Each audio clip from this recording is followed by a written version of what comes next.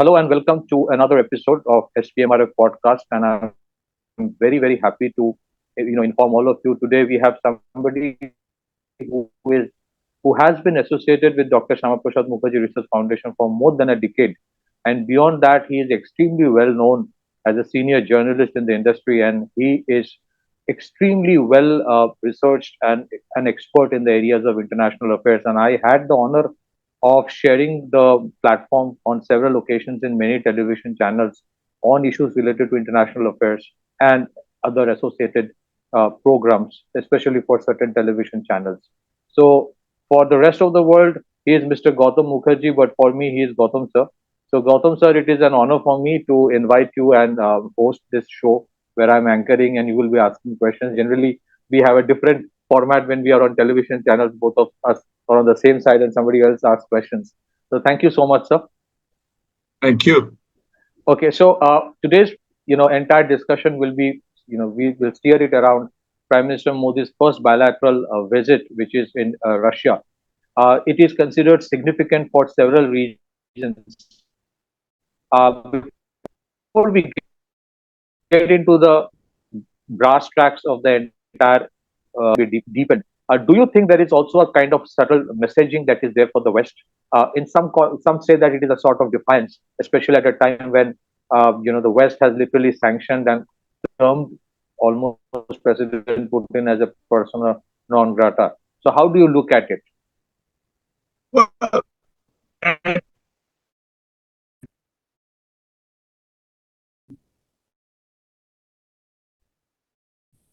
it is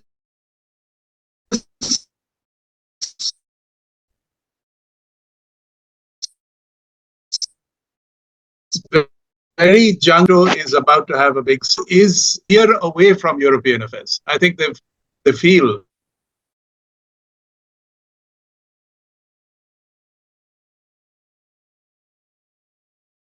it's Biden who wins or Trump. Um, America is likely to pull back a little, which is net advantage Russia. The other thing is America has been funding NATO, has been arming NATO. NATO has, in European NATO, has just former Prime Minister of Denmark.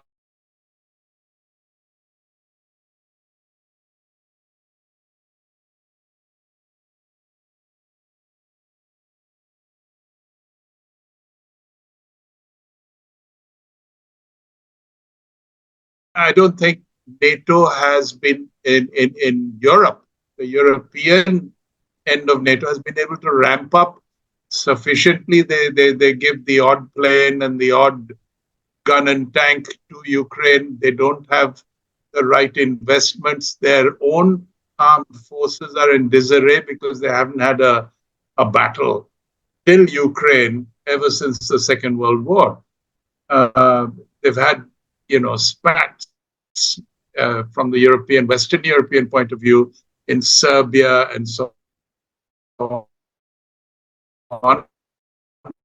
But those were again basically led by the United States, who came and bombed, surrendered. So in context, we are not just, going in there being the odd ones out. Mr. Modi, years.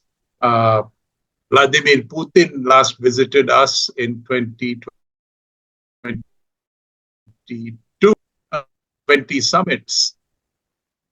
This is a thing in series. It's a strategic relationship that goes back much before Ukraine and is in fact central to India's defense policies right from decades now, from UPA and Congress times. There is no slippage.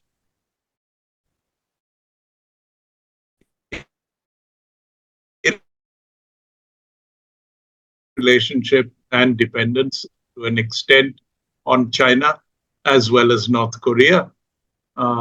they are constrained by the war, but Russia is unlikely to be anybody's vassal state. They are the largest and most formidable nuclear power in Europe, and they are aware of Chinese, attempts at hegemony, particularly in the eastern end of Russia, and they've tried it before. They're aware of it. They are, conducting a balancing act. They have also decided to get on with the land route from Europe, but essentially, if from their point of view, from Russia to Chabahar and on towards India and other points, possibly Africa, with whom they have very good relationships, and UAE, that has traditionally been very active on the trade front with the African nations. So all of this is coming together. China's sort of burgeoning influence for a while on Iran is perhaps not, making the kind of progress that they would like. Instead, India is being favored somewhat Iranians as a way out of their very highly sanctioned country. In the United States, I believe, in a tacit way, because the United States does not want more of Houthi, more of Hezbollah, more of, all of this, which is queering the ping lines, burgeoning the costs,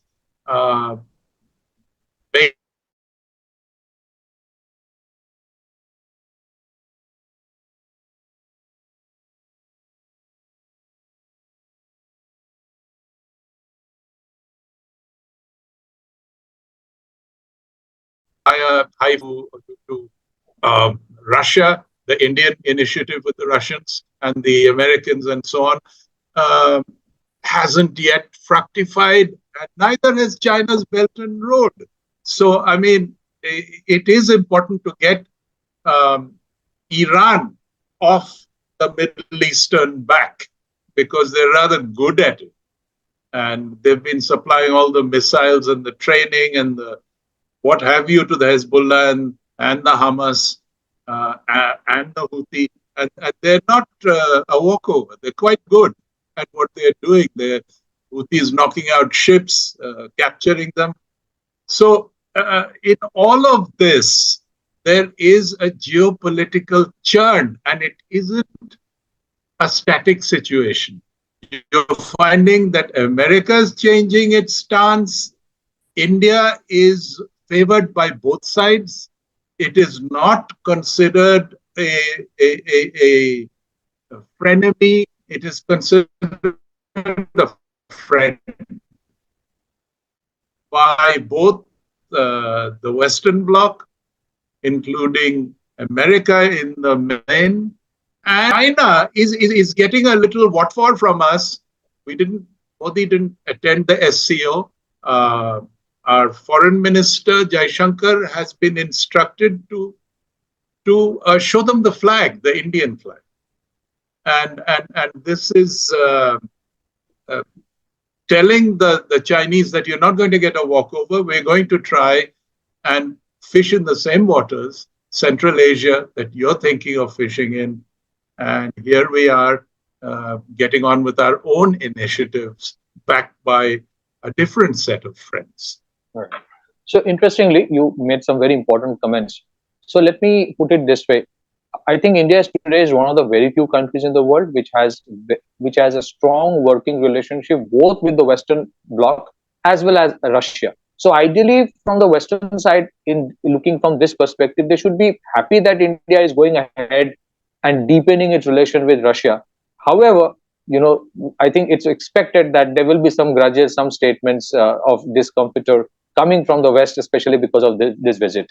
What's your view on that? Should they also not be satisfied that, okay, there is at least one country which is not a rogue state, which is a responsible country, a growing economy among the top five, having good relation with Russia to ensure that they don't go towards the Chinese side beyond a point. Pathikrit, you're right, but Europe is worried about Russia and Ukraine. They have walked themselves into a corner because of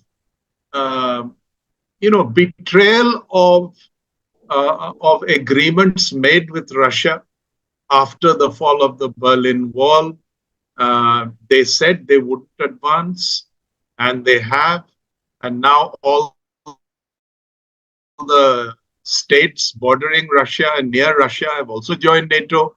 NATO doesn't have the funds to keep up with all this. America doesn't want to be embroiled in a war forever. Russia has historically been very good at long enduring wars. Yes. And taking massive attrition and still coming out, winners in the end. The Second World War proved it. There were wars before that, Napoleon. Everybody found out that Russia is no walkover. It can take a beating and a beating and a beating and not give up. And which is not really the European way. If they take casualties, like Russians are willing to take casualties, there will be a revolt, there will be a change of government, there will be all sorts of things. Now, you've also got a right-wing movement happening in many states. France is struggling with one. Italy is already right-wing. Several others are, it's likely that they will have to dilute many of their stances. They are going to not criticize us because India, they cannot really afford to criticize. Russia, they will continue criticizing in the normal course because they're embroiled in this war that they don't quite know how to get out of. But behind the scenes, I'm quite sure they're looking for a truce. Yes. And India could well play a good part in that truce because it gets on with both sides, and Ukraine for that matter. We're not going to go out of our way to poke our nose into peacemaking. We are not a Norway or all of these countries that suddenly want to spring up and be the international do-gooders. But if we're asked, there's no reason why we won't help. So it is that sort of situation. I think Russia is going to get the better out of this war. They're going to get territory, which they wanted in the first place. But I think and fully deserves the message. Great. So, first of all, do you think the international North-South transport corridor, if it fructifies, which starts from Russia and ends in India, a rail, road, sea corridor, and which can drastically reduce time and cost of shipment of commodities by 30 to 40% from Russia and Central Asia to India and vice versa? Do you think deepening of cooperation or taking forward talks in this, as well as in areas of, say, Russian companies investing in India's Make in India program, especially in defense, or in energy sector, more investments from Russia coming in here? For example, there was this rupee-ruble agreement has been settled where the Russians can now invest their money into the Indian markets in Indian companies. Do you think more cooperation beyond just transactional, purchase of weapon systems going to be done from henceforth, which will be taking both the countries to the next level of, say, partnership? Well, starting with the connection from Russia to Chabahar, the interesting thing I noted is that India is pursuing both Azerbaijan and Armenia. In fact, Azerbaijan is very keen on providing the route It has ramped up its railways. It has ramped up its facilities. Armenia is expecting money first before it does all of that. Azerbaijan has it by the throat. It took back the enclave that was held nominally and in reality with a few lakh Armenians there in a night Azerbaijan took it back. And India gets on both with Azerbaijan and with Armenia as is its gift. This could really proceed one way or the other. I would plump more for Azerbaijan than Armenia because Azerbaijan is more or less ready. And we want to get this thing done rather than go around in circles for years. Most of the West also needs it done. The other routes are also fraught because of this Gaza war, but maybe that will sort out, but it will also be under risk somewhere or the other because of recent events. As far as investment in India goes, I think there'll be cooperation in the defense sphere. Let us understand that Russia, for all its military might and its determination and its friendliness towards India, is a $1 trillion economy. It doesn't have a lot of money. It doesn't have a lot of resources after fighting this long and expensive war under sanctions. It does have oil and gas, and it will provide that. It does have military know-how, and I think in areas where India is keen, for example, the hypersonics, we want to get on with our hypersonic, capability. And Russia has been talked to in the past about it. It all went into sort of limbo because of this war, but there's no reason why hypersonics, the only people who've actually used a hypersonic missile so far are China, maybe, because you don't know what China actually let off. But we know that Russia did. It tried one of these very close to Kiev, and it was a hypersonic missile. Americans aren't there yet. They're working on it. Europe is not there. So that would be great. And there are, now with our fighter program, where we are well equipped with the Mark 1, the Mark 2, the AMCA is also getting a lot of traction, both with, our own engine, the Kaveri GRSE engine, as well as the French offer, the US offer for the 414. So I think we're okay for fighter and up to AMCA. We probably won't need the Russians. But defense, in one way or the other, we won't need them for aircraft carriers either. We won't need them for submarines either. But there are bits of technology to enhance and speed up our programs, which we could well do with. And that is where they come in. They're not going to be able to supply stuff across the board as before, because our Atmanirbhar program is really doing quite well. We make tanks as well, we make helicopters as well, we make light tanks as well, we make guns, we make all kinds of things. The AK-203 program took a month of Sundays, but now they've supplied 35,000 guns at last out of Amethi.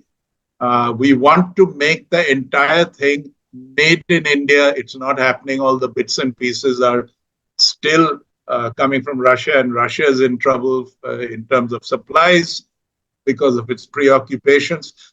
So this particular exercise, 8th and 9th, is likely to be a feel-good reaffirmation of our good faith and our long-standing relationship with Russia, rather than really yield very substantial and immediate gains for either side.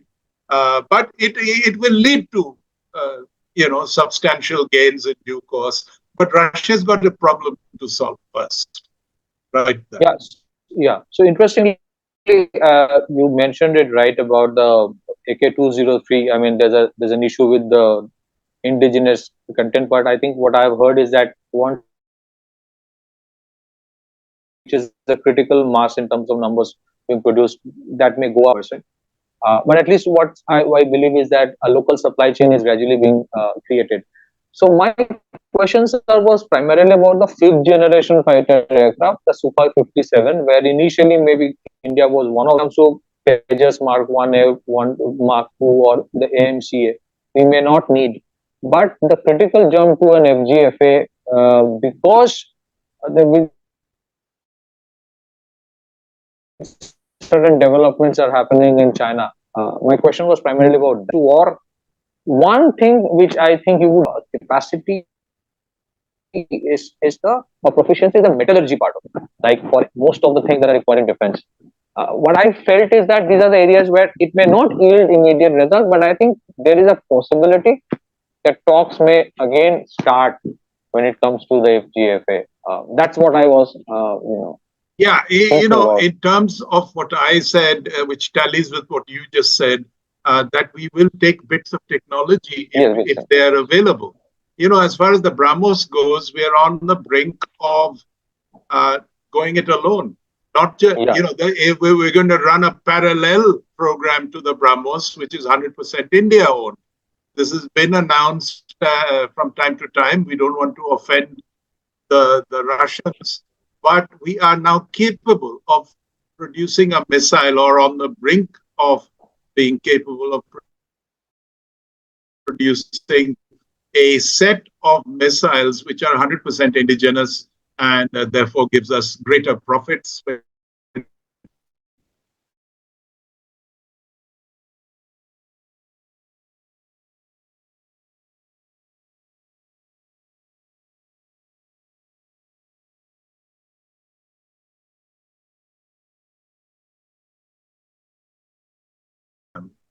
is that, metallurgy, yes, please, if you will, but if you aren't able to hurry up about it, then we'll go somewhere else. Because we yes, have France, we have Europe, different small countries in Europe produce various things. We do quite a lot of business with Sweden. In some areas, we do business with Israel. Again, they provide these kind of niche technologies because they also believe there's no sense in reinventing the wheel. You buy in the componentry from the best people who do it. You make the basic bus and put in the components. So we are also thinking along those lines. It is a matter of Russia being, this is the big difference from Indira Gandhi's day, when we were shunned by the West, partly because of our attitude and partly because of the Cold War, the Iron Curtain and all of that, Eastern Europe under the control of the USSR. We were considered part of that group. And we were considered a liability, a hazard, a possible, leak if they had anything to do with us. Plus, of course, we gave them lip whenever nothing much was going on, and we begged them for help whenever we were in trouble. Because, I mean, this is absolutely, sad but true. Now we have a very different relationship. We can get our technology from multiple sources. We want to continue with Russia wherever possible and wherever practicable and wherever affordable. The SU program, I think, is unaffordable, which is why it was dropped. We wanted to build the aircraft jointly, but like all these joint aircraft projects, they go haywire. The one in the three countries in Europe plus Japan are trying to build. They've been trying to build it, and the costs are going up, and not much is happening by way of yield. So that is the situation. We are not uh, we're not imploring Right. anymore, but we are willing and able to cooperate, and we are also going to assess the Right. viability and the practicability of what Russia promises, because there's no point saying one thing and then not being able to execute. Interestingly, one exploring at least the other area beyond defense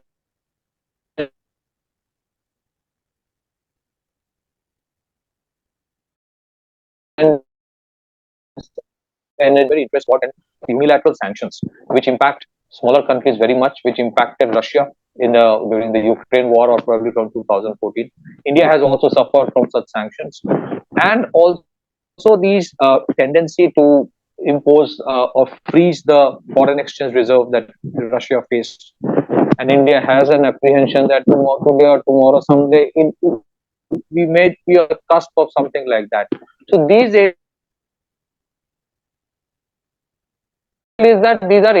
areas of convergence between Russia and India, not that on everything not that on everything we have agreement, but these are areas which are also trying, especially in the last 2 3 years during the Ukraine conflict, they have brought these two countries closer.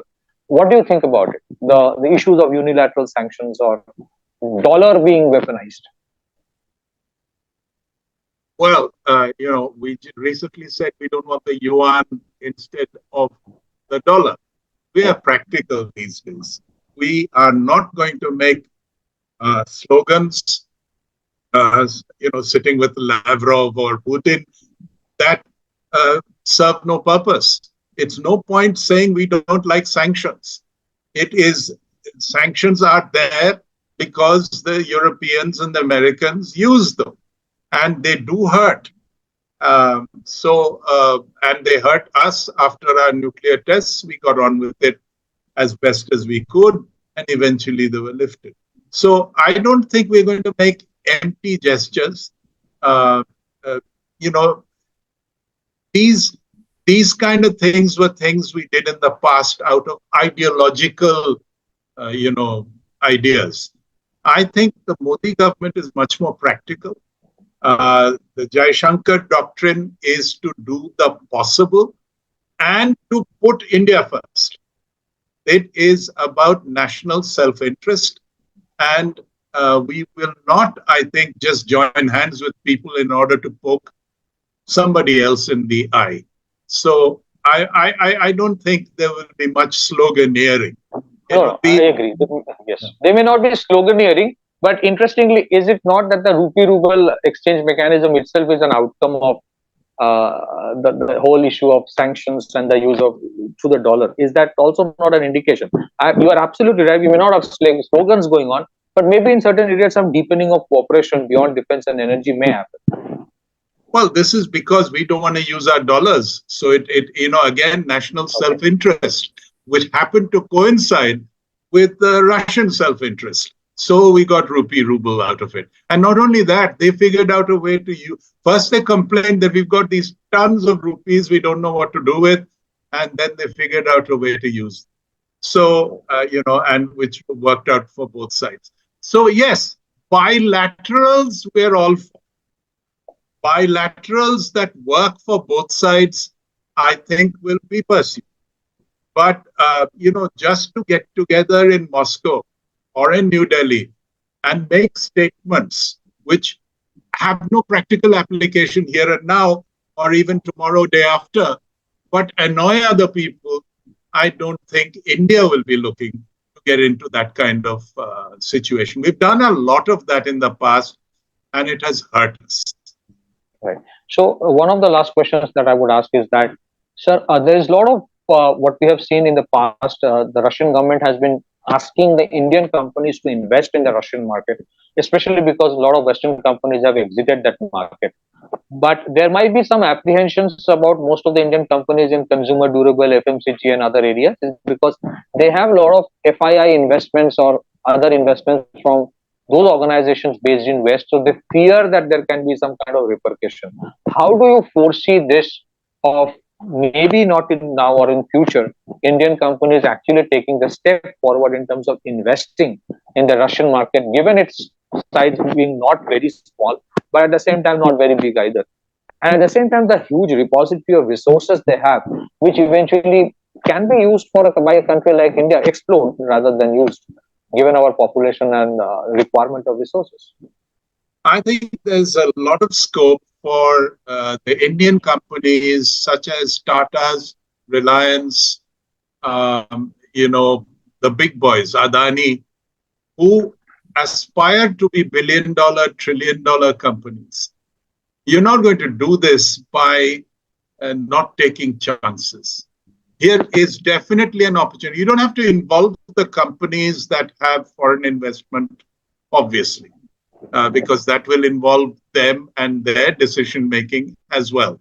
But if you like what the Japanese call the hongs, now we have a couple of hongs in the making, 2, 3, and they are able to act independently. That is how some of our companies are venturing abroad. They have been venturing abroad in a minor way for many years, but now they have the kind of if you like, the financial depth to make a significant contribution to, one is, of course, in Russian oil, we've been exploring. Sometimes when we win the tenders, that's the public sector, the ONGCs and so like. And so I think, yes, but the problem, having said that, is that the Chinese are already there. Yes. And the Chinese are extremely competitive. And they are, one can't get away from it. They are manufacturers par excellence. In fact, and not very high technology. But for the rest, they sweep the market, they sweep the board with their organization, with the delivery, with their pricing. So it's going to be tough even for our Tatas and Reliances to compete in the Russian market with the Chinese. However, there may be areas where we can, survive.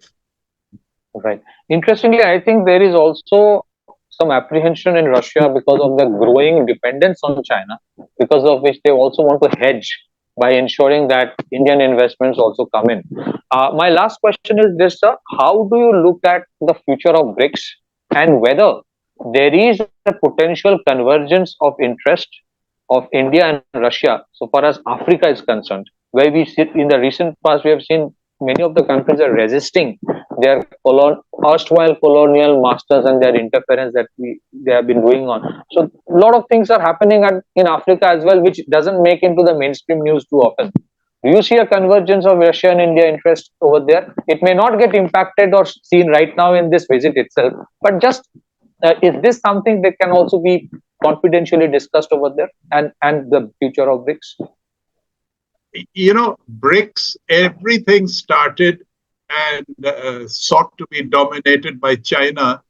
I don't think we have sufficient room to maneuver. But We'll start something like we did with BIMSTEC. Right. When the other, the littorals of the area didn't work, we went BIMSTEC, and in BIMSTEC, at least one relationship is seeming to work quite well, the one with Bangladesh.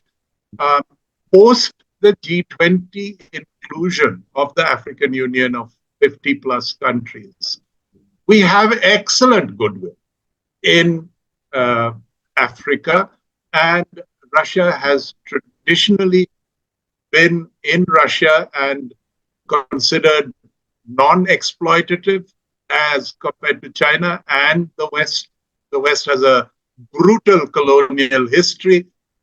Chinese have, taken up where the West left off, and they're looting hand over fist and insulting the Africans. I think we could well form another organization, another front in order to cooperate with the Africans. And I think Egypt could play a good part in it. Egypt is very well inclined, very well educated. There are other countries, of course.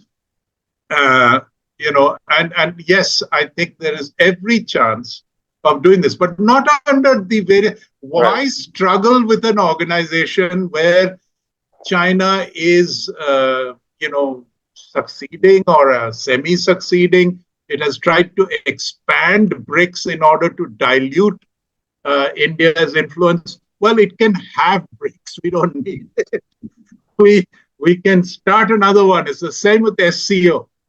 You have an agenda which is not, inclusive. It is not looking at other people. It tries to do India down at every turn. And India is too big already to be done down at every turn. So we will make our own way. This is how, this link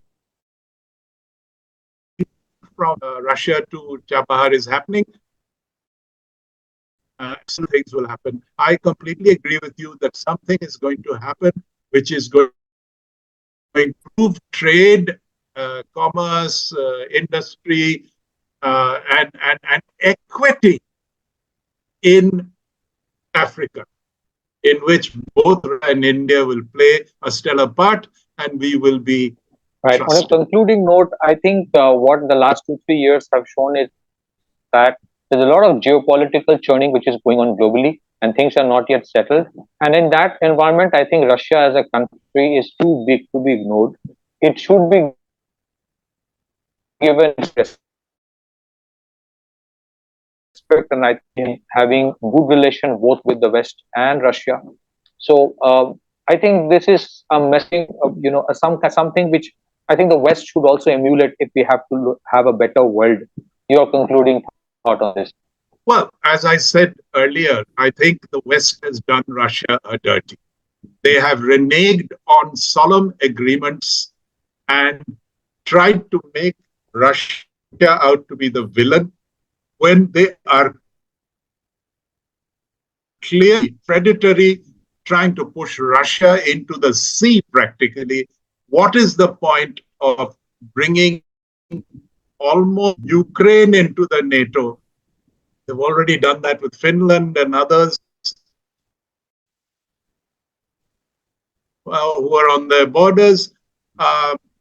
For that matter, geopolitical justification for what they have done and what they are doing. What they need to do is pull back. If Trump comes, I do believe there will be a pullback from this kind of policy making, and a good relationship could well result between the West, particularly when America decides that it's a good relationship. Europe says 3 bags full. So there is no difficulty there. I do think Trump wants, he said as president-elect, let alone when I'm actually sitting in the chair, I will end this war. Now, of course, he's a bit bombastic, but his intent is clear. Should he come, he doesn't carry the baggage that Biden does. Biden might be wanting to do the same thing, but he can't. He's gone the other way and made a mess of it. All of them collectively have made a mess of it. Biden's not the only one. And I think the only gainers have been the military, the vaunted military industrial complex, the CIA, etc. But I do believe that, Russia has been badly done by. The only way to get it back into the West camp, or at least a reasonable relationship going, is not just India being, faithful to an old and tested and tried and valued relationship, which we will continue to do. Modi has made that clear. But the West itself will have to change its tack. NATO won't work. NATO won't work. Can they fund a perpetual war with Russia? I don't think so. And if they do, they'll go belly up doing the things they do. Look at what's happening because of the cancellation of the gas pipelines, blowing it up, this, that. They're in deep trouble. and they will continue to get into worse trouble. If America saves their face and pulls back, there'll be two things achieved. Western Europe will be saved from its own folly, and Russia will be drawn back into at least a central position. It may not want to get into bed with the West. They may not trust them enough to do that, but at least they'll get back into a good trade relationship. You raised one point I didn't address at all. This whole business of them capturing assets which are placed with them. I do believe you shouldn't keep any assets in the West. This is complete bad faith. You can't take money which is invested in your banks or companies in which Russians are invested, or Russian assets, houses, yachts, and just take them like you are. This is completely against international law. It's brigandage. It's nothing but plain piracy. You take stuff that doesn't belong to you, just like that, in order to put emphasis on your enmity with the person you're fighting. So India shouldn't keep its gold there. India shouldn't keep any money abroad. This is a lesson for all, because these people have done it once, they'll do it again. And they've done it to India as well during the British Indian times. And afterwards, all Hyderabad's money is still locked up. And so we have seen that trend of India bringing back from England. Yeah. That I think that process has started. Two small observations I would make. I think I've always believed all that it takes to end a conflict is for the American president to take up the phone and call the Russian president. It won't take much more than that. And secondly, I think if Russia had been expansionist, they would have started from Central Asia, where nobody would have objected. They would not have needed to invade Ukraine, because the perception that the West is trying to create that Russia is expansionist, I don't think today Russia actually needs to expand. They will do better without that. I mean, they don't want to do that. They don't need to do that. So yes, to counter this perception that is being created from the West that Russia is the aggressor, I think India has done the right thing. While having good relation with West, continues to deepen its relation with Russia, and not as hegemonic as it is being projected by the West. So on that note, your final concluding thoughts, sir, before we wrap it up totally. Well, hegemony takes money, and as China's finding out, it doesn't have money. Its hegemony is ground to a halt. The USSR and the Tsarists took 200 years to get all of that together. The Tsar took most of it, and then the USSR consolidated. When it collapsed economically, all this became independent, and now Russia simply doesn't have the wherewithal to be a hegemon. It can, however, and I think Putin, being an old KGB man who deeply, deeply resents the way the USSR was brought down, again, chicanery on the part of the West. They tricked them. Of course, you cannot say, if you're Gorbachev, that I was tricked. What's wrong with your brain? But having said that, he would like to be hegemonistic, but he doesn't have the wherewithal. However, the second best thing is to have a certain influence, and that he's still working on. And trouble is that China's also mucked in and is trying to have influence in Central Asia. So what eventually happens remains to be seen. But I think most of the Central Asian republics are dependent on broader relationships. If they have resources, they need people to sell them to. If they are landlocked, they need connectivity. And as a consequence, which way do you jump? Do you jump west, east, Chinese, yellow, or India, tricolor? All of us will play our part, and they in turn will pick and choose and do the best they can. This is the world now. Yes, sir. Thank you so much. And I believe this meeting and this visit is going to be a very critical one at a very critical juncture. And I strongly believe that countries like India and Russia, all that they want is probably a certain bit of respect, especially Russia. And if that is given to them, I don't think they will, the manner in which they have been cornered ideally should not happen in today's era. Thank you so much for your valuable thoughts, sir. It's always an honor to converse with you, given the depth and profound understanding that you have on so very diverse kind of issues and subjects. It's always a great pleasure to talk to you. On that note, we conclude this podcast with SPMRF. I would request everyone to subscribe to this channel. Thank you so much, sir. Thank you.